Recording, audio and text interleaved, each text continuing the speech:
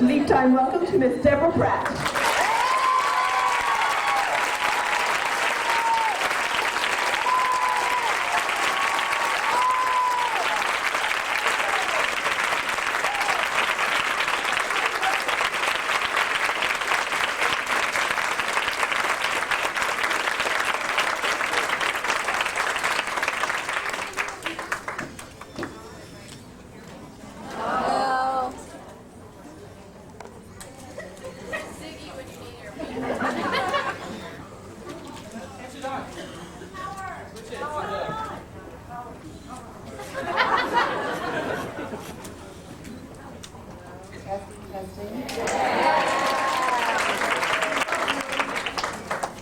Hello, bonjour,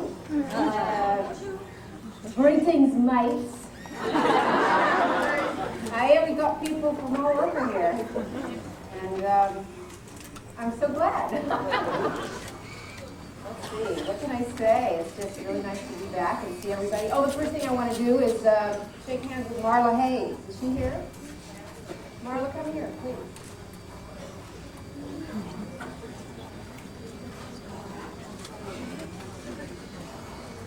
She brought this script. It has untold secrets and scribbled notes. And if you ever sit down and watch the show and see where it went from here, it's a real education. Hi, very nice to meet you. Thank you. Thank you.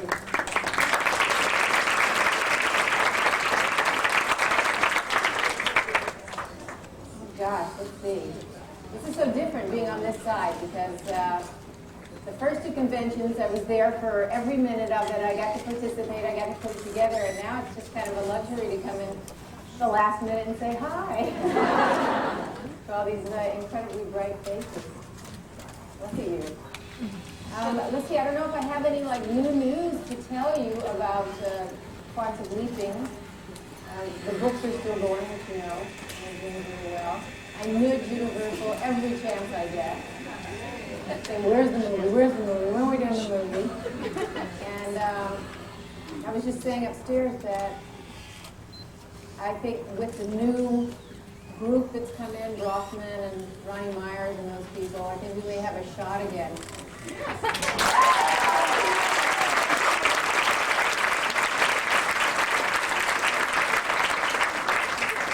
Tom Pollock's whole thing was that he wanted to give it some space.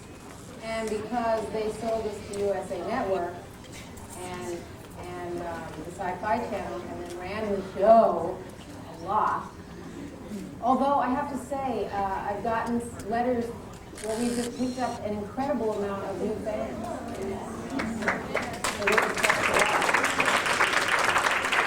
And what they're looking for, I think, is for it to go off the air and then make the movie even more special. I personally think that.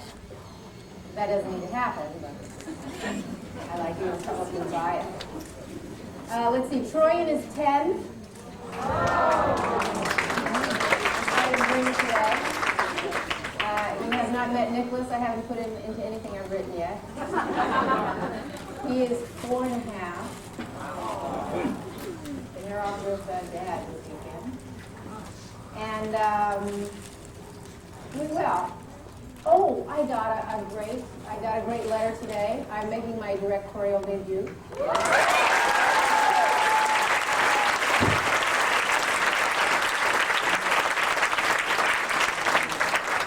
I wrote a short for AFI, and they just sent me a letter, which I got actually last night, saying that they want me to direct it for them. So the next thing I want to do is see if I can raise the rest of the money and talk them into letting me do Belong. And I think it's an interesting piece because it deals with relationships, interracial relationships, and it deals with abuse, and it's a murder mystery. It has all those good things. What else have I been up to? Causing a little bit of trouble, I was on the board of directors for Mediascope, and we just did a huge 3-year study on violence in the media. And boy, does television need more quantum leaps.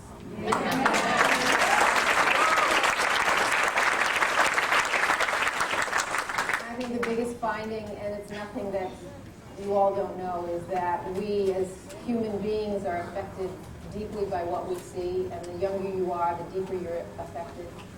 And that filmmakers and television studios and advertisers and the journalists, the news, who has 5 hours of if it bleeds, it leads, needs to be a little more aware of what they're imprinting in our mind. And that's not to say we shouldn't know what's going on. It's just to say, don't sensationalize it. Tell me the facts. So that came out, and I think it's opening some eyes in Hollywood. I hope that it goes back and opens some eyes and ears in Washington and makes them realize that the judicial system and what doesn't work about the judicial system is what we in Hollywood write about. And that's what we're doing. We're art reflecting life as opposed to life reflecting art, which is what they'd like us to believe. But that's not true. And let's see. What else is going on in my life? I wrote a feature that went to Alicia Silverstone. We'll see if that one goes. Hey, you know, movies are a whole nother world. You know, it's a difference when you're talking about $1.5 million budget, which is about a TV series is per episode. Of course, now it's not even that anymore. $5 million too. When you're talking about a $30 million movie or a $40 million movie, the most amazing committee gets together to decide on your life. So we'll see what happens with that. Some good things are happening. I heard you guys had a great time. Thompson was here, and Michael Watkins was here.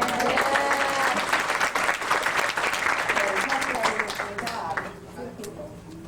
I saw Melora Hardin from the trilogy. She, as a matter of fact, she just cut a CD. And what a voice this woman has. It's really, really, really excellent. And who else said I still take a CD somewhere? Oh, she's on a series. She's on Wings. Who am I thinking of? Yes, Amy Yazdak. Amy Yazdak, I talked to her not very long ago. She's doing well. And I told her I was coming here. She said to tell everybody hello. I don't know, is there something you want to ask me? I mean, did anybody have any thoughts or questions? Or We have some microphones in the audience and these little glow sticks, and I just have a question back here. we have some microphones in the audience. And glow sticks. This is a question from a lady who's joining us live on Jeannie from Oklahoma City. She said that she and her husband got hooked on Quantum Leap after seeing 8.5 months, and she's interested in knowing how long it took you to write it.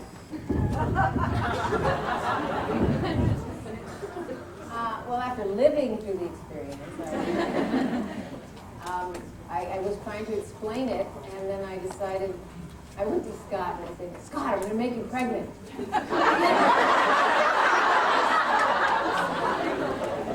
And Scott, being Scott, just kind of looked at me and went, great!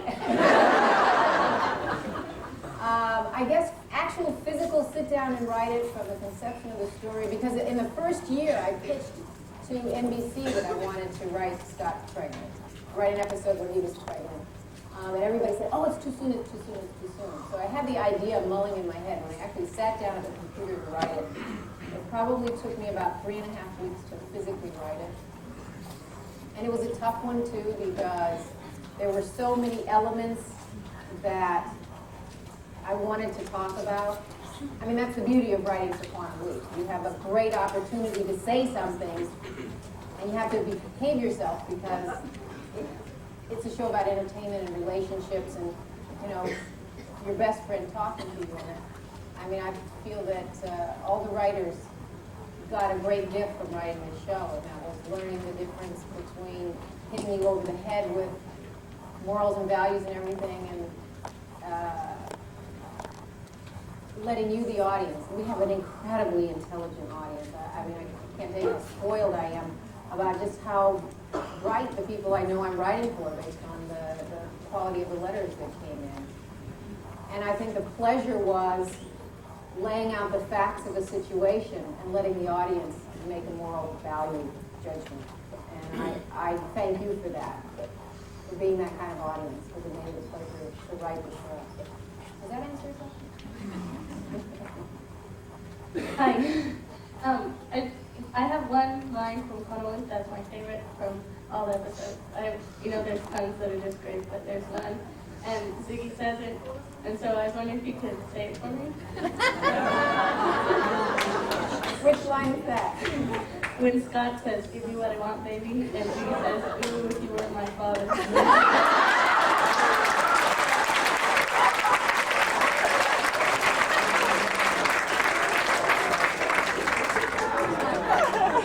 I don't know if I can do Ziggy with this microphone. Let's see. I have to get down. Ziggy's down. Ooh, if you want my father.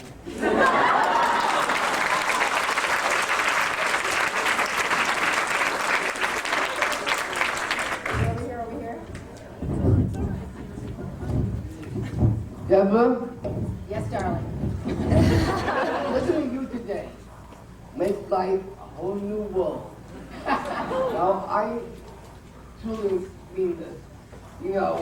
I know NBC is giving a lot of people chances to bring back the show Quantum Leap.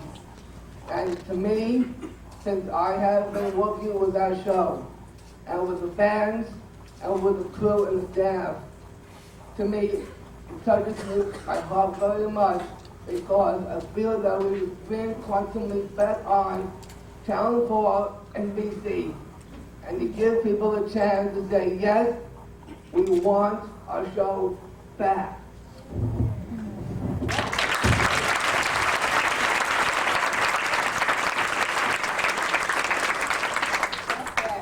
Absolutely.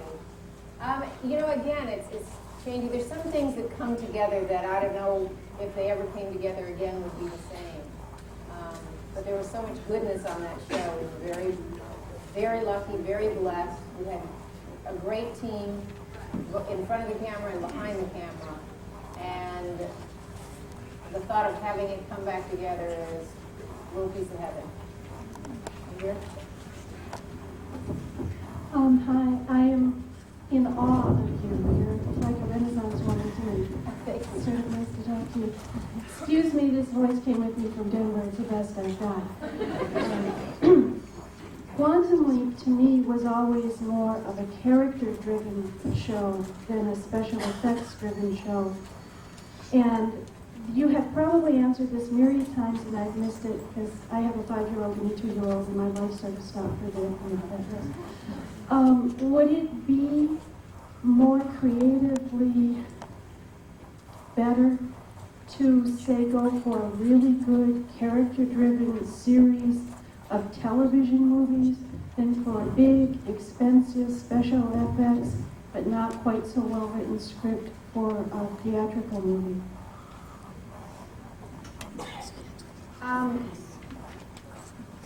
If I'm understanding your question correctly, I don't think Quantum Leap would ever get done. I don't think Don Bellisario would ever let it get done without a quality script because he's just an outstanding writer.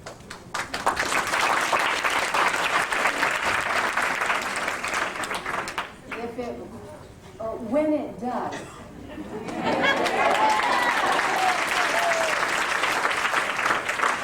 become a feature film, it's up to the universe to decide how it's supposed to get out.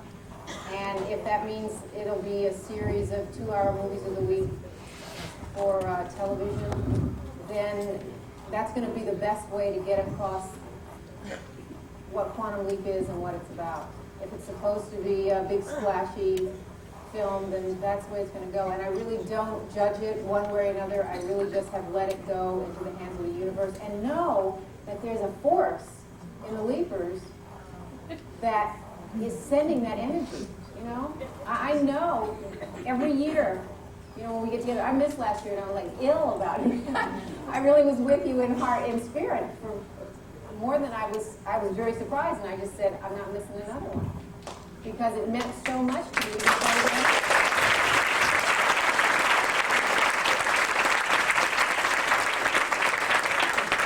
So I think it's just a matter of knowing that whatever comes will be the best, and standing in the possibility that You help make it happen. Anybody else? Your left, Matt. I have another online question. The lady in Oklahoma City again wants to know, does it help for you to write from something that has happened to you or something that was going on around you as opposed to something you've never heard of or done? I think as a writer, if you're a good writer, you always write from experiences. And I think I've said this before. Those experiences may not play out in the actuality of the scene. I may write an argument that happened between myself and my father, but I may make it between a brother and a sister. But the same argument is relevant, the same conflict is relevant, the same emotional experience that carries the piece is what's important in the film. So you rely on yourself to bring truth to it. And if I write a piece that occurred in the 1700s, I certainly didn't live in the 1700s, but humans are humans. And the relationships and the fear and the love and the passion and the obsession or whatever it is that I'm writing about are the same human emotion with a different backdrop. So I think to be a good writer, you always draw from yourself. And even though you may write about outer space, you're writing about human beings. And you look at E.T., my favorite E.T. story, where, well, actually, it's The Color Purple. Quincy Jones. I know, you don't think there's a relationship there, but there is. Quincy Jones came to Steven Spielberg and said, I want you to direct The Color Purple. And Spielberg said, black, I can't relate to it. I mean, how would I go and research that? And he said, where did you go to research E.T.? So needless to say, Spielberg directed and did a beautiful job on Color Purple. So it's human stories. And once we as a civilization get to that point where it's just human stories, boy.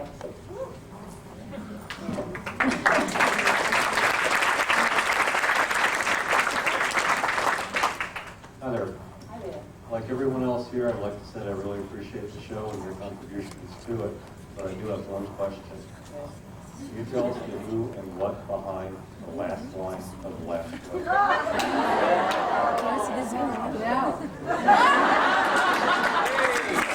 I didn't write that last show. And I'll be real honest, I bought that last show because I felt that it wasn't right. So it's just, he's the boss. I only fight so far, and then he goes, it's my show. But no, I don't, because I didn't get that one either. But the rest you can talk about. Over here. I had a similar question. I was wondering what exactly was Al's bar?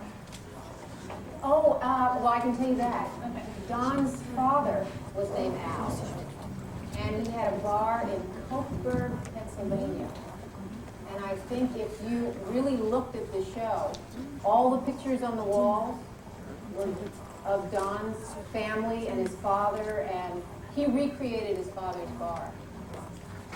There's a whole psychology going on for that last episode. So there's something else happening that I don't know, but Al was his dad, and Al's bar. Oh, I don't think it was called that. I don't know. Was a recreation of his father's bar. No, in the show it was, but I don't remember if his father's bar was called Al's bar. Hi, I just wanted to know that do you have any novels or in work novels that you're going to have out to the public now or in the near future? I have been working on this book. I have such respect for book writers. It's a children's book, kind of along the lines of Alice in Wonderland and The Wizard of Oz. I mean, something really fantastic. And I sat down and I wrote a draft of it. And it was great storytelling. I sent it out to a couple of people and they said, this feels like a movie script. I said, yeah. And they said, well, no, you don't understand. Books take place in past tense. And so you have to kind of put it in past tense. And then you have to attach, it's kind of like told from the eye of God. And I went, yeah. Well, it has to come from somebody telling a story. And I said, why? People read. I mean, people go to movies all the time. Wouldn't it be a natural transition for them to just read a story as in a movie? And they went, no. So I have gone back and I am learning how to write a novel. So I don't know when it will be done, but I will get it done. But I have great respect for novelists. It's a whole other medium. Back over here? Oh, back over here. Hi, Deborah. Terry Bridge from Indiana, sort of. I just moved to Orlando. But I'm still an indie leaper. You can say from Orlando via Indiana. Okay. I just wanted to thank you because for having the vision that we would all come together like this, because I know an awful lot of people went, convention, please. And that, and this vision for the CD and everything else, because not only has just watching the show changed my life, all of this has just made a tremendous difference in a lot of things, the way I am, the way I feel. And I just wanted to thank you for having the vision to bring us all together like this.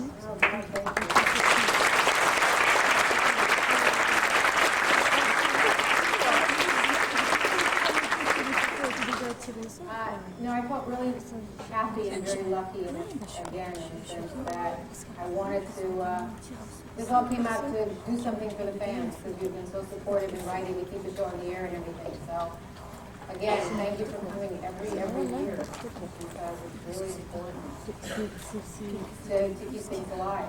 One last question? Yeah, just to go back to something someone said earlier. There was a science fiction show called Alienation, which did not last anywhere near as long as Quantum Leap. And I don't think it was in the same quality. It's being shown on the Sci-Fi Channel, and they've already had two two-hour movies on television after the show has been canceled. I'm wondering if there's any push toward the movies, or are you merely looking just to make us a feature film in the theater? Because maybe it'd be easier to get that. Okay. It's a good idea. But I think what we should do is, maybe ask that.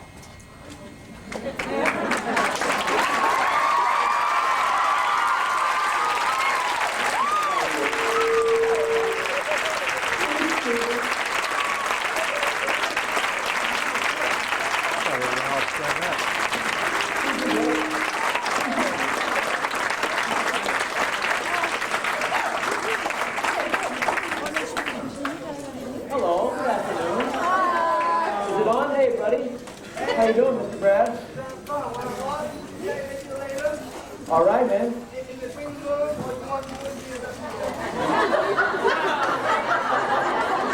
I guess I better be sure what you asked me to do. What did you ask me? Oh, gosh. Give me a hug right now, man. I never get to see you. Stay up here. Excuse us.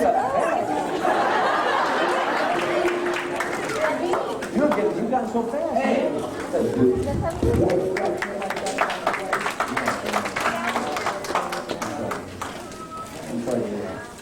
Can we look good up here together?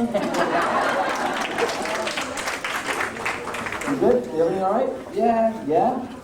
My dad was around, but as Karen says, think positive. That's right. He was a great guy. Yeah. From both your parents. You bet. We were lucky to know him. Yeah. Yeah. I'll see you soon. All right. I'll see you guys.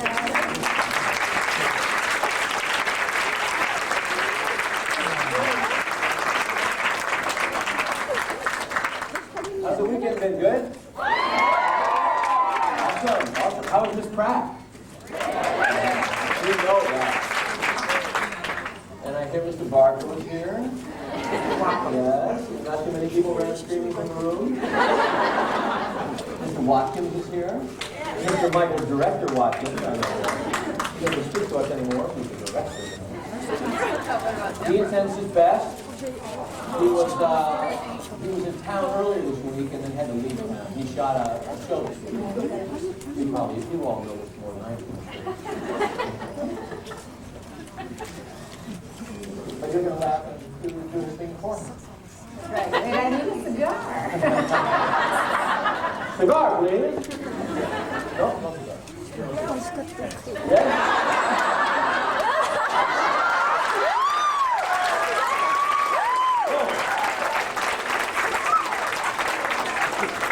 I guess with this group, you got to be careful what you ask for. Let me see if I can open this. Dean always has people open his forehead. The prop guys show up and say, please, let us light it for you. Here's Deborah. You know, women with cigars. There you are.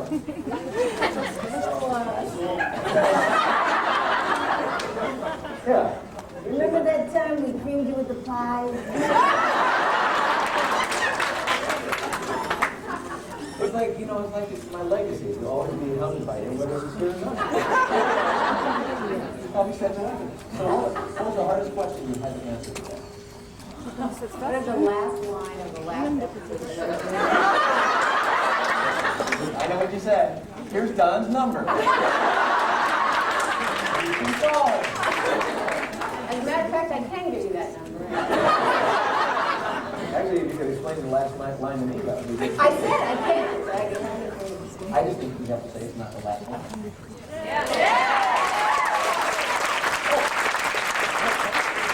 I have to do this thing. Who got this? Margaret got it. Hi, Margaret. Richard Herbert is here. I'm just going to read for a while. You guys just go on. Oh, God.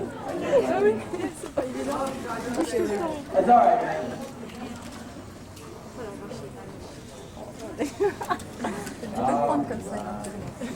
Now, is there anything else I had to remember while I'm out here? Is that it? Okay. I'm good. You locked your stuff. Now you can don't share. I'm doing shooting a movie a week right now, and this isn't like, I didn't do this, but it was scripted that the guy smokes a cigar. And he doesn't smoke the whole movie because he ends up with a baby that, you know, that comes to live with him, so he cleans up his act. But one day, I was smoking that bloody cigar all day, and I think I was sick the rest of the week. I couldn't figure out what was wrong with me. I was like, I'm trying to do it. It was that Dean got me again. I just keep handing you stuff. The question is, did you feel as bad as when you had to hang upside down from you? No. Nothing to make me feel as bad as that. And you didn't write that. I was going to say I didn't. So, I'm not pointing anything to you. I could, but I won't. For other things, but no. I don't need, do we have enough cameras here today? There's no chance of anyone running out of film. Just wondering. I like this room. It's kind of like, you know, kind of like, I get the fact that everybody's here, which is nice. Because some of those other rooms are just kind of going on in the dark. In the back, they say, we have someone online from Japan.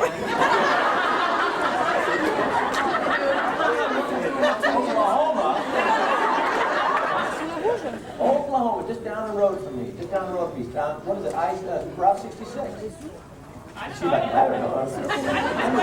I'm just talking to Oklahoma. I'm not, you know. She's in the internet. It's another freeway. How many of you people were on the internet when I was on the internet and I couldn't get on the internet because you guys were all on it? Do you know that's what happened? Did you hear that? You get passed through the grapevine? We tried to get on the online when we did the what's it called? Invaders. And yeah, on Fox. And it was time to get on. It was like, we have a problem. And I'm not real computer literate, although Gene is. And I said, what's the problem? He said, we can't get on. There are too many people waiting. He said, we'll have to kick people off. So I don't know if you was booted off, that's why. Because they needed to make room for me. So, sorry about that. Should we do the question thing? No, I'll do an hour monologue.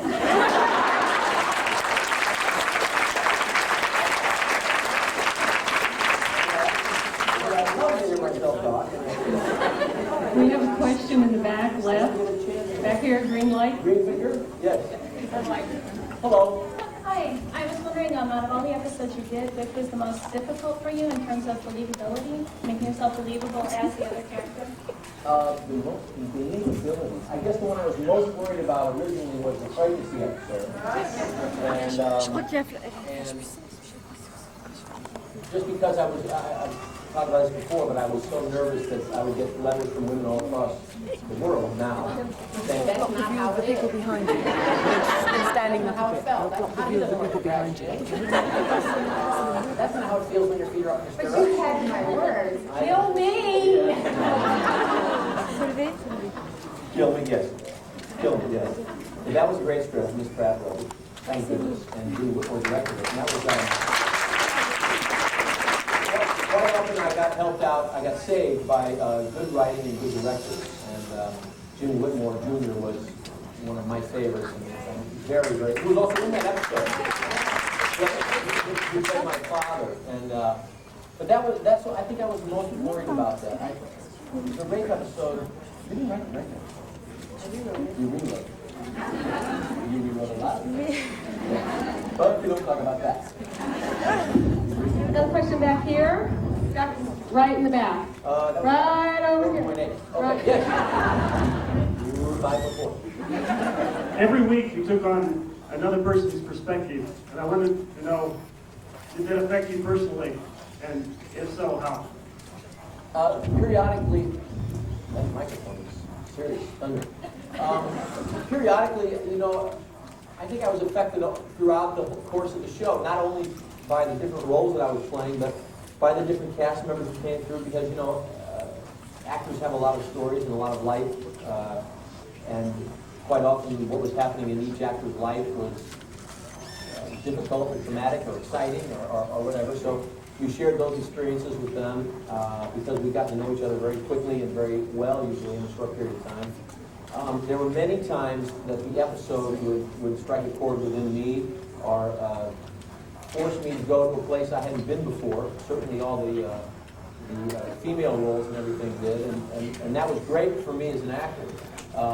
And again, that's what made the show so much fun for me, ultimately, to do for such a long time, because I was challenged. And they did, you know, I learned a lot about myself throughout. Yeah. Hi, Scott. Hello? I enjoyed your recent performance with Bethel McDowell in Something Wild. Oh, thank you.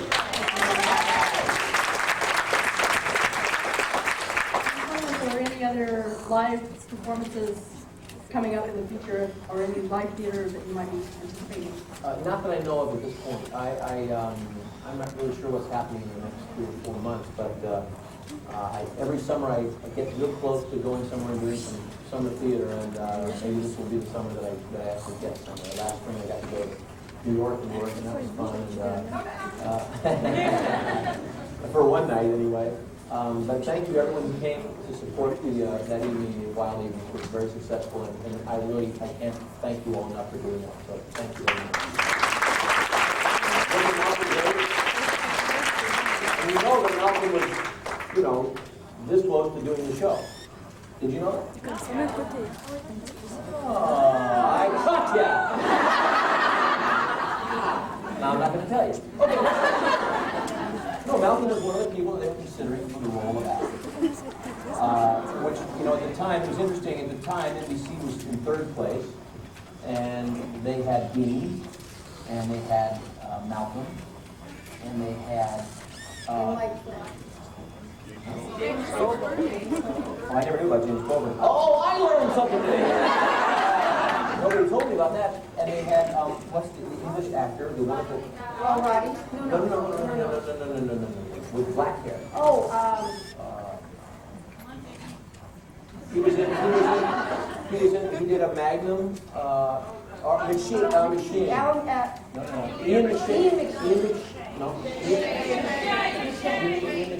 An English actor, a wonderful actor, and Bruce McGill. Those are the 4 people that went to NBC, which I find fascinating. When they were in 3rd place, they had the gall to ask any of those men to come to the network and read and audition for them. In a room of about 30 people that you couldn't see, because it was in Brandon's office at the time, and they had the windows in the back of the office, and it was in the afternoon, and they were all silhouettes. And they were just like these shadows all around. And in those 4 guys walked to audition for the role, which I still to this day am in shock that they even, you know, did that. well, the story that you have to tell is that when you and Dean walked in, because you've seen there was such connection and such Oh, yeah. chemistry. It was hands down, no question, Scott. Well, I didn't know that, but you know, Dean walked in at the time smoking cigarettes and just puffed and blowing in my face the whole time. And it was, as you know, totally right for Al. So the other actors were being very polite, you know, and considerate. That's why they lost the role. So, he was right in my face, right in the get-go. Okay, little trivia, little tidbits. We have another As I question. give this stuff away, there's less and less that I know and you don't know. So ultimately, I just shrink. I get smaller. And soon there'll be 2 holograms up there. Yes, where's the green finger? Right here. Hi, Scott. Hello. Can you tell me, first of all, have you ever been to Utah? It's 2 states over.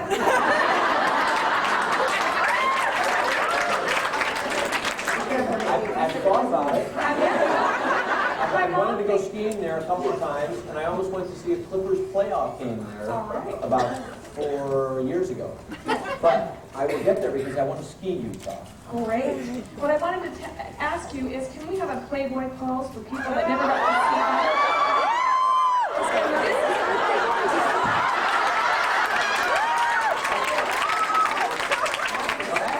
Because I'm a very good listener, the question is, can we have a Playboy pose?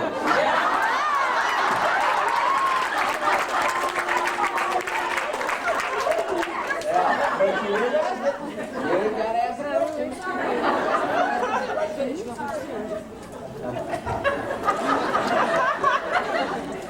Okay, the green finger. Yes. Scott, Yeah. I heard in all of the articles you've done, the CD, which I think is very, very good. Thank you. Are you and Dean still as enthused about doing a movie as everybody else is? Oh, sure. Yeah. You know, maybe we need to do is just raise the money ourselves.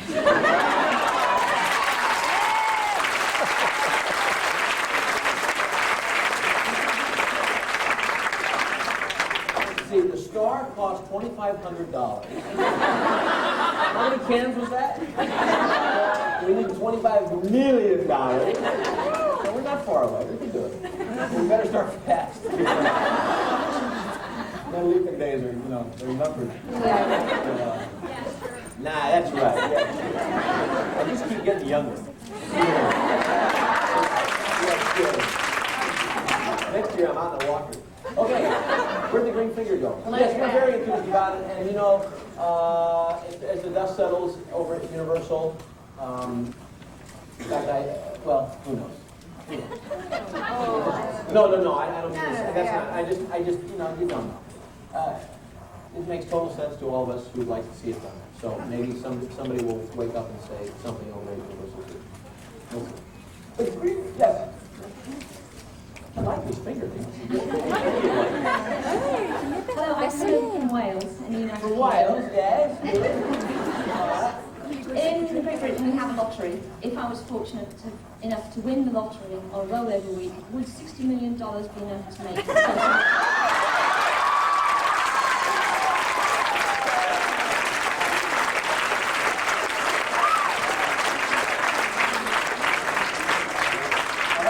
Is that English or American? Is that pounds or yes? It's American. It's American. Oh, 60 million. The lottery in England is in American. Translate 60 million pounds, right? $60 million. We could do it for that. But don't ever tell Dean you've got that much money because he won a lot of it. Because we couldn't do it without him. And, you know, that's not a position you want to have an actor in. Because now the fact that 20 is such a magical number in this town. He won $20 million and $2. Thank you, John Travolta. Isn't that the greatest thing ever? I love that. $20 million? Take that, Stallone. Okay. Wait a minute, wait. Is there one woman with one green finger or are there lots of green fingers? Okay. Boy, you guys you're going to be thin by the end of the day. Thinner. Nice to see you again. I met you over at the San Diego Comic-Con. Oh, yes, thank you for coming down there. That was fun, huh? Yeah, that's great. I was curious if either one of you have read any scripts or proposal ideas for the movie that you particularly like, and if they've been with or without the mirror image episode. I don't understand that. The last episode. Oh, not the last episode. No, I haven't read anything. To my knowledge, there's been nothing written. I know that before we ended and went away, there's been lots of talk in the last 2 to 3 years about film ideas, and there are many things that we could do, obviously, and having a little more money to do them would be a lot of fun. So I don't think the idea is the problem. Dean, no. No, it's just it's Universal. You know, they own Quantum Leap. Clive said to me last year, he said, "Well, I'll produce it.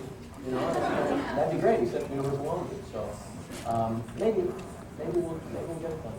Hang in there. Don't be there. We got to make with the new entourage. That's right. Good guy. Yeah. They call me every once a week. They call me. Yes, they love me. They miss me. Yellow. Hi, I have an online question from a lady in Oklahoma City. She's connecting from the Oh, it was Liz? Where's she? Okay, Liz. Liz is not the one I thought to ask the question. The first question is, what question have you never been asked and you were really surprised that nobody ever asked you?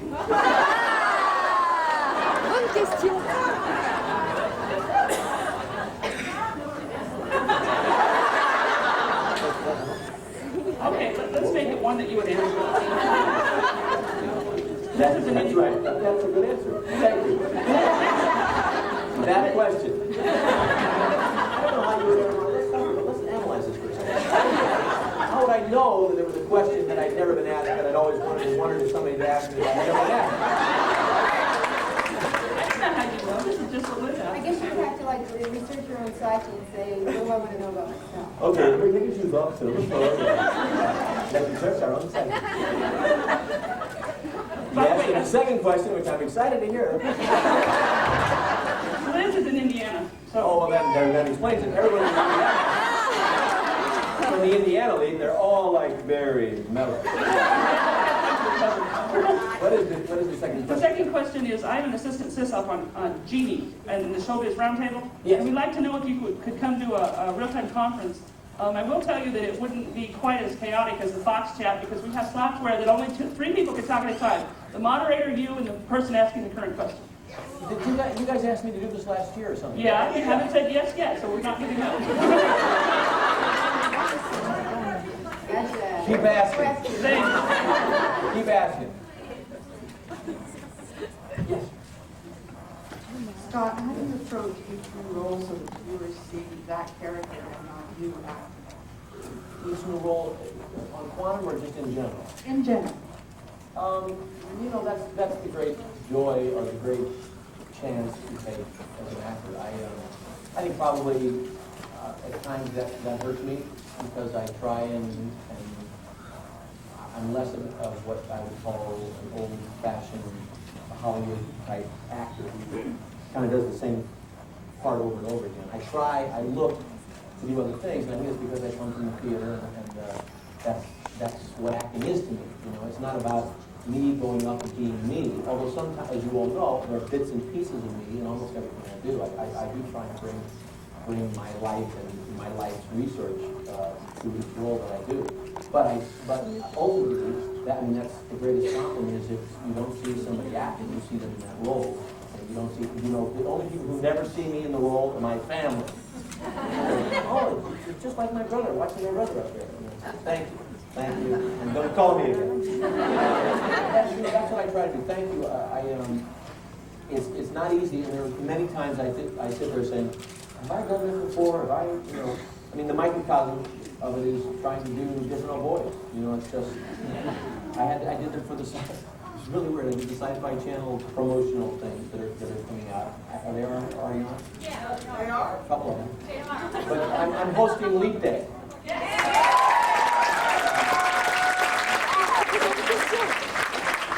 And I had to say like a couple of boys in some of the script things, and it was really hard to do because that wasn't connected to anything. And I always try to connect each one of those to that person. So how do I do it? That's just I don't have a technique. I don't have I'm really kind of organic and I'm just trying usually, one of the reasons why I'm such a big fan of writers is that I usually try and let the words kind of lead my research and prepare it. And the more I say them, the more I say them on my feet, the more hopefully they become, I find things. There are many quantum leaps I would love to have the first day back, just so I could have a day of just talking and walking around in new words, in new clothes, in new situation. And then from day 2, like, I always felt about that, like, you don't get that in television. So I'd always say, like, could I go? Was today a disaster? And, oh no, Scott, you were wonderful. You were lying. But, We're going to reshoot that. Yeah, after we do the movie, we're going to go back and shoot the first day. It's all different. With younger people. Scott Bakula is a treasure of an actor, and he is not a star in the sense that he doesn't get up.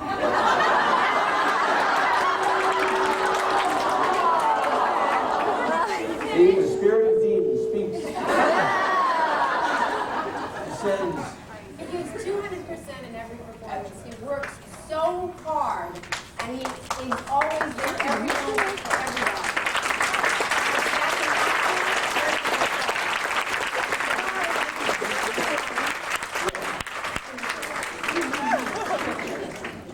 I couldn't act like a star with Dean around. It's like she never got anything done. He kept you grounded? Oh yeah, he kept me grounded. He kept me plugged in is what he kept me plugged in. Yes. Hello, Scott. Hello. I have a question here. How do you prepare for your fight scenes? Because there's a great fight scene in Single Drop of Rain that you do, and also when you do your fight scenes as a woman, especially when you're in her heels. I want to know, how do you prepare for that, and how long does it take for you to learn the choreography of the fight scenes? Well, I'll answer backwards. The woman fight scenes I prepare for by asking how tight are the dresses, and how short are they. I was really lucky. I had, as you all know, Diamond Farnsworth, who took such good care of me. I can't tell you how valuable that is on our schedule. We shot all the physical things that we shot for so many years, and the only time I got hurt was when I hurt myself. But so I had great help from Diamond, and he brought in experts. When I was boxing, I had a heavyweight boxer come in and coach me, Mike Adams. And when I was roping, Clifford came. We went out to Clifford's Ranch, and I roped on the weekends. And he was the trapeze guy, the guy that came in and taught me the trapeze. I'll never forget. But we worked with Burt Lancaster, when they did that movie. So, I had great help, and it was all kind of led by Diamond. I have a certain amount of athletic ability, so I was able to incorporate that into the stuff. And then the martial arts stuff, I had wonderful help there. So, I prepared at lunch, I prepared on the weekends, I prepared at night, I prepared in the morning. I tried to work out, I tried to stay in shape. I went to Universal after the end of the second year, after I carried my good friend, was it Grey Wolf? Across the river. Oh, yes. Grey Wolf, right? Grey Wolf, I believe. And, that sequence was difficult. The sun was setting, and I had to carry a dead man in my arms, dead weight, across that river. And we could only do it twice because, ultimately because we ruined all the stuff up there at the top of the hill on Universal, and blew out the generators and flooded the town. But we only had 2 times to do it before the sunset. So I tried to stay in shape, and I was guided very well. And the female fight scenes, of course, as you know, I was in the women's clothes, but I was still fighting like Sam. So the only issues were, how to get out of the high heels as quickly as possible, and how high you can hike that skirt up. If you women who fight. Yeah, women. First of all, Sam, I'm sorry. I want to agree with Ms. Pratt that I think you're one of the most amazing actors I've ever seen. Thank you. And I also wanted to ask you about the episode Rape. Did that affect you at all to play a woman in that situation, and how you felt about doing that? It did.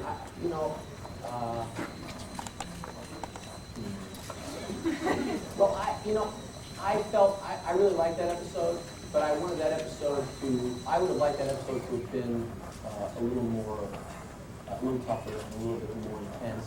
And I had always wanted to come in, I always wanted to leap in the middle of the race. And we were not able to do that for a variety of reasons. And so I always, for me personally, I was always a little bit, I thought if I could have come in the middle of the race and experienced some of that, and to start off the episode, it would have had, the whole episode would have had a different impact. And I would have had a more direct relationship with that last scene.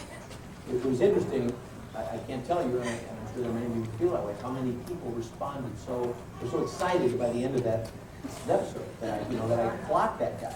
But I gotta tell you, I went in to talk to Scott. I am going to be you because you're the inspiration for the end of that episode. Because I went to talk to him about the end of the episode, which originally didn't end that way. And I said, well, what would you do? How would you feel? And you said, I'm big. I am. And I went back, and that's what I wrote, because I realized I was dealing with A, a masculine mentality, and B, what do you weigh?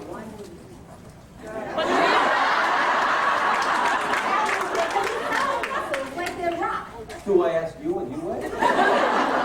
But I mean, he's a big guy. So I really have to give that to Scott, and that's a wonderful thing about working with an actor and having a series that you could go up to somebody and say, I'm not a man. You're a man. In your mind, what would you do in that situation? And I think that's, politically, I think that's why rape happens, because we as women are taught that we can't defend ourselves.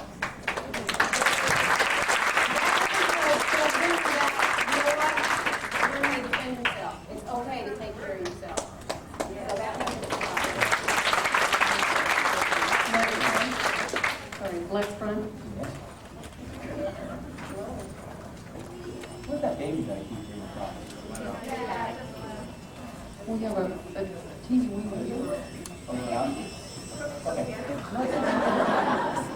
Go ahead. Okay, Scott, we heard rumors that you're shooting a pilot for a new series. Jay confirmed it, and obviously TV Guy did too, so there's Oh, yeah. Those icons of, yes. Yeah. Those pillars we'd like of, to hear yes. a little bit about it. I don't have a clue what it's going to do. I'm supposed to shoot a pilot, and there's a writer who's writing his brains out right now.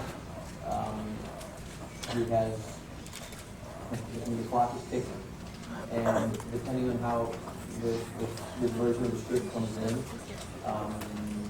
I'll go shoot something in the next 2 months somehow, or I won't. So I'm not really. I'm supposed to shoot one. Warner Brothers is very anxious for me to shoot one. CBS is very anxious for me to shoot one. I know this TV Guy is very anxious. So they're just, they're dying to have me on the cover.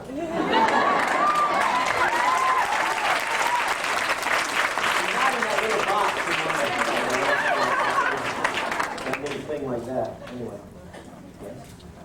New York. I'm not exactly New York, I'm Connecticut, but I'm close enough. Anyway, I just want to say I traveled all this way to see you. I think you're fabulous, and I don't know if any other women around here want to know, but for Murphy Brown, you mentioned the flutter thing.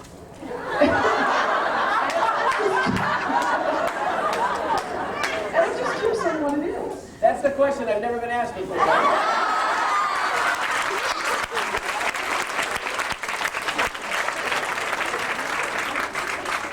have to call a writer and ask him about that.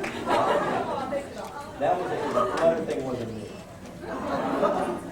I won't even go there. Not going to go there.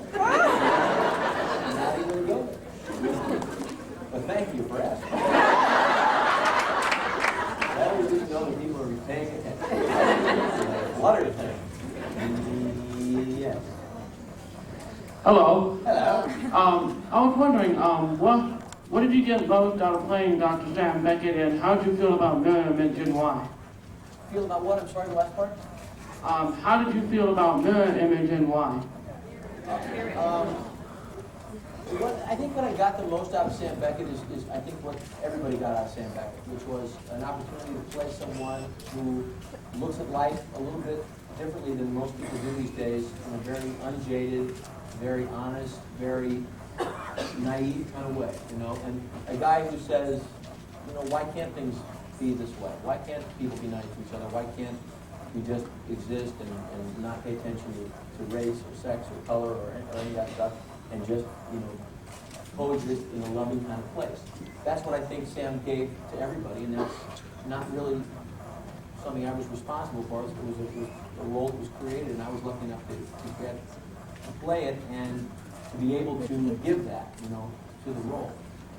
Mirror Image was, you know, whenever you shoot the last of anything, if it's closing night on Broadway, if it's the last run of a series, if it's one night in Carnegie Hall, the last night of anything is always, or the last show, right, is always about so many things, you know. It's mostly about memories, you know, and that's ultimately what that show is about, especially for Don, you know, and we were kind of thrust into his life in a very therapeutic kind of way for him, you know? And at the same time, what it was about for him was about memories, and in a sense exercising some of those memories. That's with an O. And it ultimately was about that for everybody in the show, having to keep some of the people back from, you know, our favorite leaps and things like that, and ending with that last scene with Dean and Sue Ann. Beth, Susan, right? No, but the woman's name who played that. That was Susan. Susan, right? Susan Deal. Dial. Diel. No, I spelled it wrong?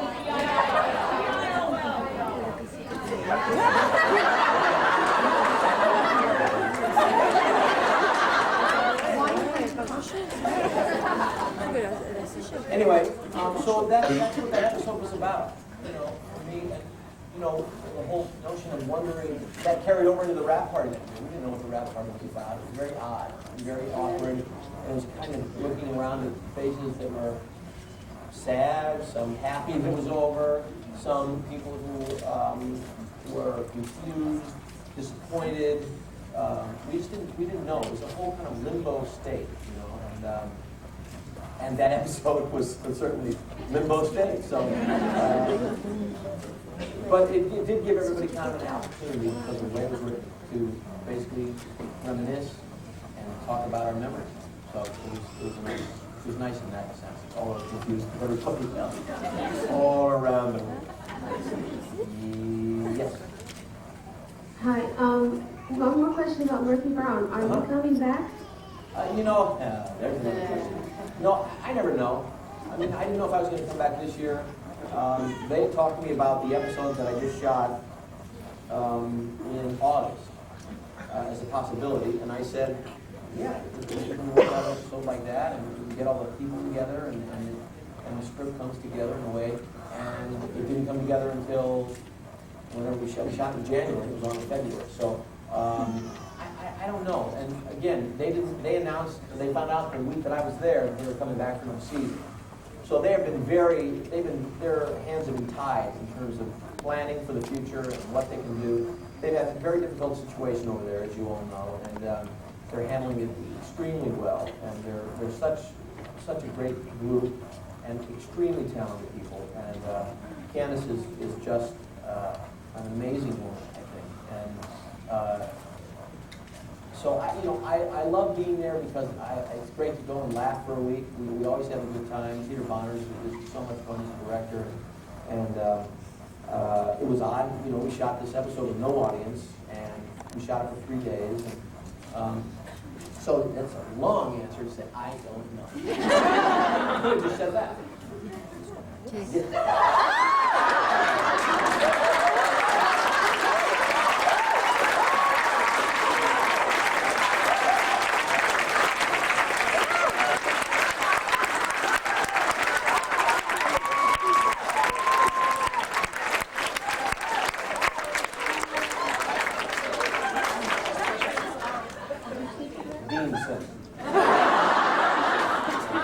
He already said that's what a publicist does.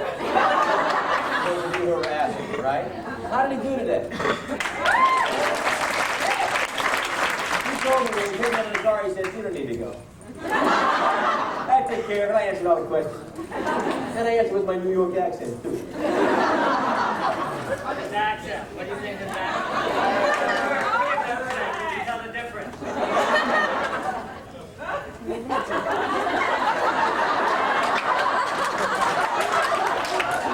Don't hurt yourself. Thank you, JD. I've been very fortunate to work with Jay since 1987. Right? Oh, he doesn't know either. No. Yeah. And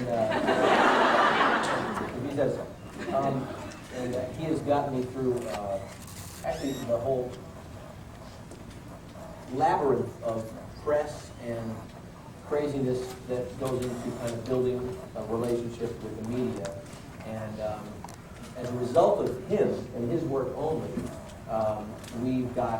we're in place, and we've been in place for the last 4 or 5 years. And we go to people when I'm doing things like the wild thing, when I'm doing things, special things, I need help in a certain area, in New York, to do, Carnegie Hall, that he can make the phone calls, and we can get things done, we can get on shows, we can get help, and we can get the word out to you all very easily. And I tell him this all the time, but he's the best in the business as far as that goes, and at the same time, his interests are in the right place, and he takes such great care of me and all the time. So I'm glad he came to talk to you guys today, because I know it's a little bit, he's kind of a representative of me many times to you and to the fans and the press, and I'm lucky to have him. So thank you.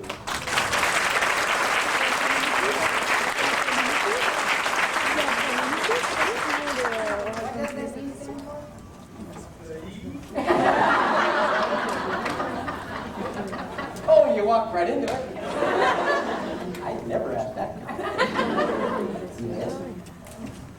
Hi, Scott.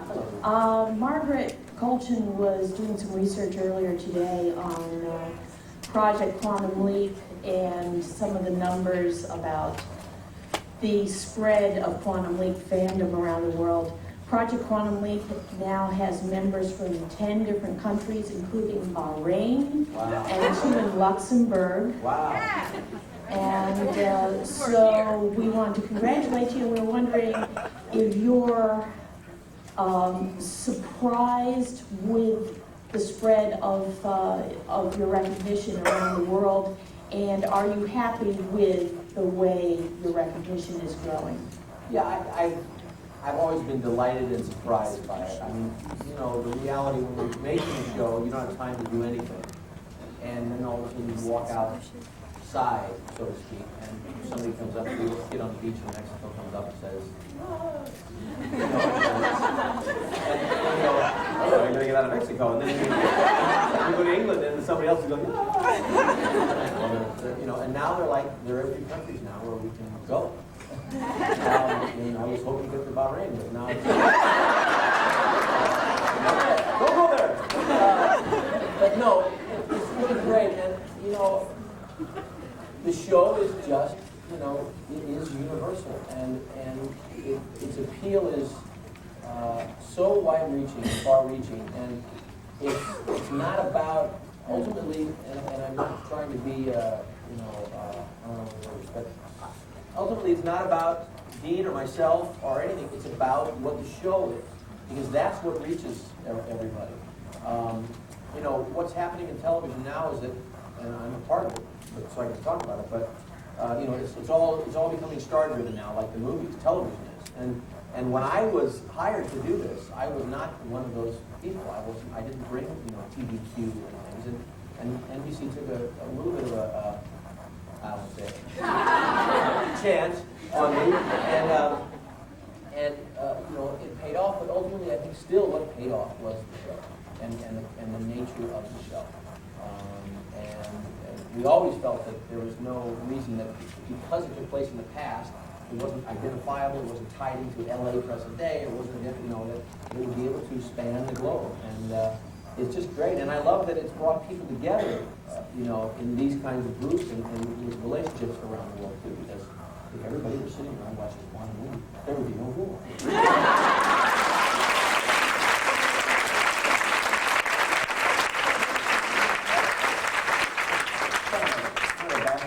Of like 6 religious philosophies. Oh boy, I'll be brought up on charges for that somewhere. Yes. You're welcome to come to either Ann Arbor or Detroit. You can hide in the University of Michigan football stadium or down at the Joe and Red Wings game. All right. All right. I want to go to a Red Wings game, but I want to go root for the Blues. I'm sorry. And incidentally, I think the Blues kicked their butt about 2 nights ago. Sorry, we're doing that. Well, I saw some friends on the plane going to St. Louis watching that game, but rooting for the Red Wings. Yes. My question is in the area of your musical background. I know being also with a production company and other movie roles and so forth, are you doing anything musically right now? No, not really. Bummer? Bummer. I wish there were more hours in the day, ultimately, because I'd love to do more stuff musically. Music is for me, is something which is one of the things that fills my soul, you know, and I love to sing, and I love to be around good music and good musicians, and I wish I had more time for it.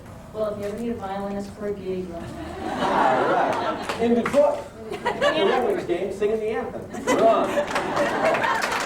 We stand a tough time, all right? Yes. Yes? Hi. This is my first con. You know, I've watched Conley for years and years, but I never knew there were conventions until my nephew tapped into an online service, and then I found out. But, So? this is great. I'm finally putting faces to everybody that I've met over the past year and a half. Yeah. Where are you from? Pennsylvania. Pennsylvania. Where? State of disaster. Right now. Where in Pennsylvania? Right now I live in York. I grew up near where Don did. I grew up in Canonsburg, but we live in York, which is right near Harrisburg, where you saw the floods and the ice and the 4 feet of snow. Yeah. It's really nice to be out here with you. But my question is to both of you, as Deborah is a writer and you as an actor, out of all the characters you created, you know, you have said that you only had 7 days to really get into it. Which one would you like to see how far you can take as a writer and as an actor? How far would you like to go and which character? Well, a lot of the characters were kind of bookended. I mean, they were kind of like, you know, open and closed. I remember, what was the attorney that I played? Leonard. Everybody loved it. Everybody loved Leonard and wanted, what was the name of that? Oh my God. I know. Back in my car. You know, what was you remember that one, Swap? Have you seen Swap We Got? Yeah? But that was like, everybody when we wrote, in fact, Don came to me when we were shooting that, I think, and said, let's you know, if the show doesn't get picked up this year, I'm going to write a series, and you play this lawyer. So that was one guy. There was something really kind of interesting about it. I mean, very special about it, and very sweet, and very, maybe kind of a real Sam-like kind of character, but he was in a strange land. And he was quite wonderful. It would have been fun to stay in Gloria's shoes a few more weeks. Just to see her get those promotions, you know. In Detroit. What? In Detroit. In Detroit, all right. The Detroit people, they're like, in Detroit, you're right. You know, I think what's great about the show is that so many of the characters we wanted to spend more time with. You know, and that's, you know, it's the old adage of, you know, leave people wanting more, leave the audience wanting more, wanting to see them again, you know. I would like to have done a few more tours with my La Mancha fellow, and going to do a couple more shows, and that would have been fun to think, gee, you think we could do a series like that? But, you know, so that was really the great part of the show. There were lots of times, with the exception of a few things that I had to do, Most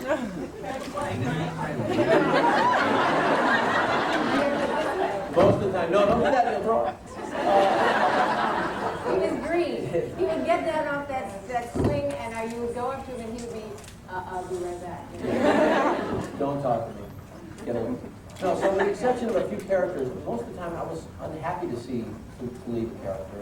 And I think hopefully that was the feeling that people had, and that's what kept people coming back week after week. It's interesting that he picked Leonard because that's the one that came to my mind as well.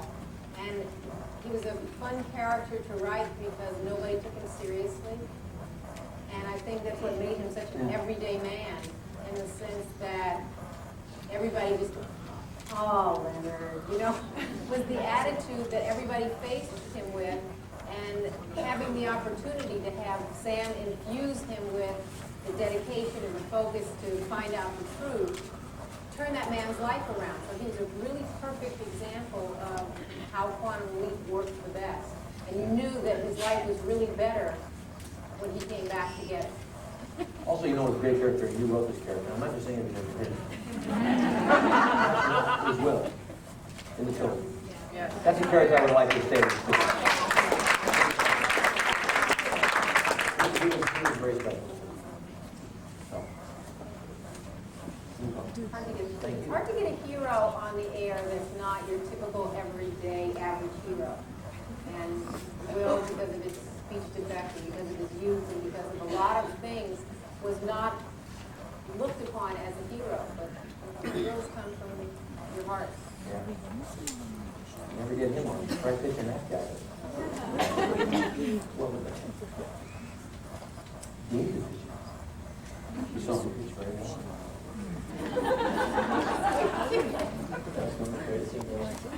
Hello. Hello. How are you? Okay. Are you over there? All right. Sometimes we all laugh a little bit. Hi, my name's Melissa. I'm from Georgia. Hi, where in Georgia? Augusta. Augusta. Where they play the golf tournament. Yeah.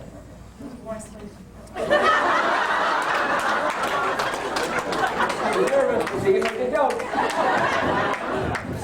Unless you like to play golf, right? No. No. You hate golf. You can say that because Kate's not here. Yes. Yes. One is about babies. Yeah. About how to get a alien on the face. I'll tell you that. Ask me the other one, and I'll tell you both. Yeah, I hope you don't think this next one is too tacky. Okay. Last year, sure. Uh-huh. I wondered if you ever saw it or I never got it back. You never got it back? I only got a picture. Where did you send it? I sent it to your new address. Sherman Oaks. And you never got the shirt back? No, just a picture on it. Okay. I'd like the picture, but you never got the shirt back, and you want to get me to sign that shirt, right? If you give it to someone here today, I would get it, and then we'll get back to you. Okay? You have their word.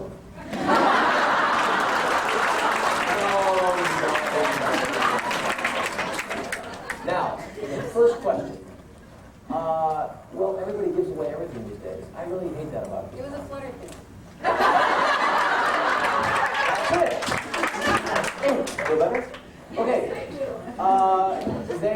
They created one of those little things, and like a little octopus fellow, squid or whatever, and they stuck it on my face, and they tied this thing, that string is called monofilament. You can't really see it. Special effects use it all the time, and they had it on all the different arms, and they sat behind me like little puppeteers. And as he was putting it on my face, they were wiggling all the arms like that from behind me. And they shot it away and lit it away like magicians do, but you don't see the string. And I'm sorry to tell you that because it's more fun if I could have told you it was a real thing. We found it in the ocean. But we give away everything in this town, so, you know, there are no secrets anymore. I hate these with the making ofs and the, sorry. I make one comment about the special effects thing in the lights. We've got 5 minutes. Are we back? Pardon? We just have 5 minutes left. But anyway, I hate that we do that in this town. I mean, the magic is really the business, and we all contribute to it. But I do that. Okay, 5 minutes, so I'll talk. Yes? Two quick things. Clyde, when he was here, said that Lord of Illusions was the most rented movie this past week. I think the past 2 weeks.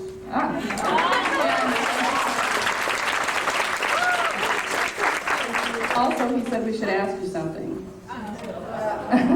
He said there is a script written or being written right now for a second Harry Moore movie. Would you do it? Of course.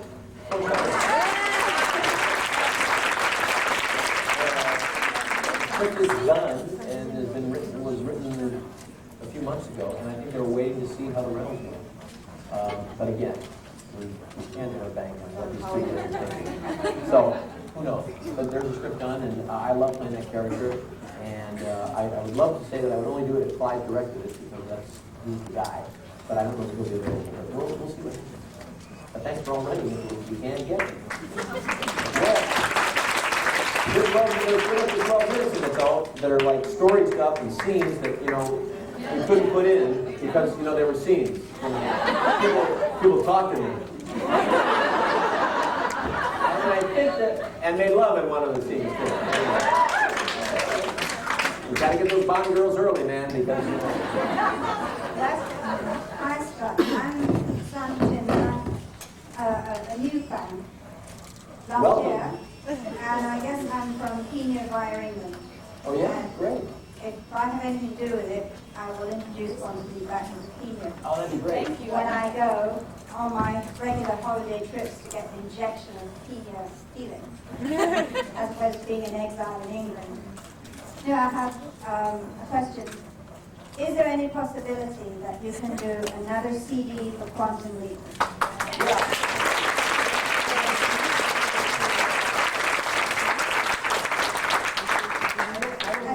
Go ahead. I'm sorry.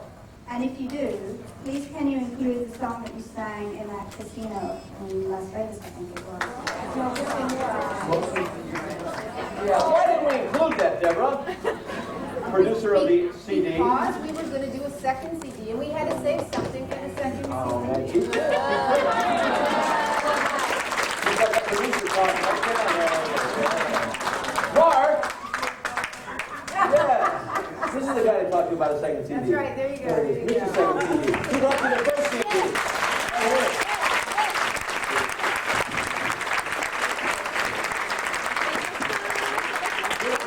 We have to wrap this up. We may do one again. I don't know if we have enough songs for a second CD, but...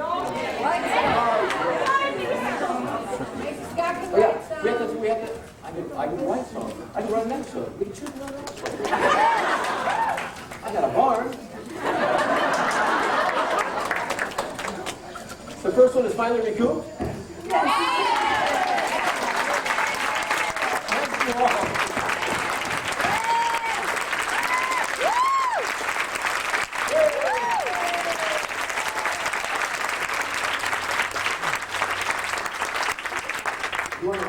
You need to talk to her. Oh, yes. Here, take this. Here, take mine. No, she's gonna, we're here to talk about the results of it. Awesome. No? Okay, no. Well, everyone who were the winning bidders from the auction, please stand. And everyone who won the winning ticket in the drawing, please stand. We would like both of you to know that, and one, we very much appreciate the donations that you both made, and we'd like to let you know what we raised today. The amount from the charity auction and also from the donation drawing, the total amount raised is $16,140.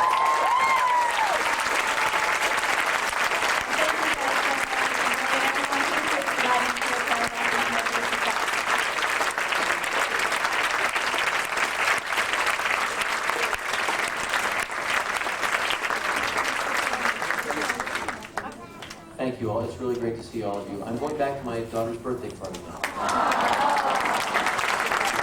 She's only 12, so I have one more year. She's only 12. Get what? It gets worse. No one gets worse. That's what I'm saying.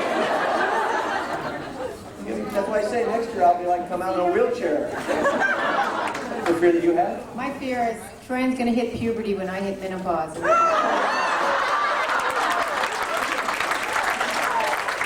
Which is not a fear I have to worry about. I don't think. Thank you all. You're wonderful. You're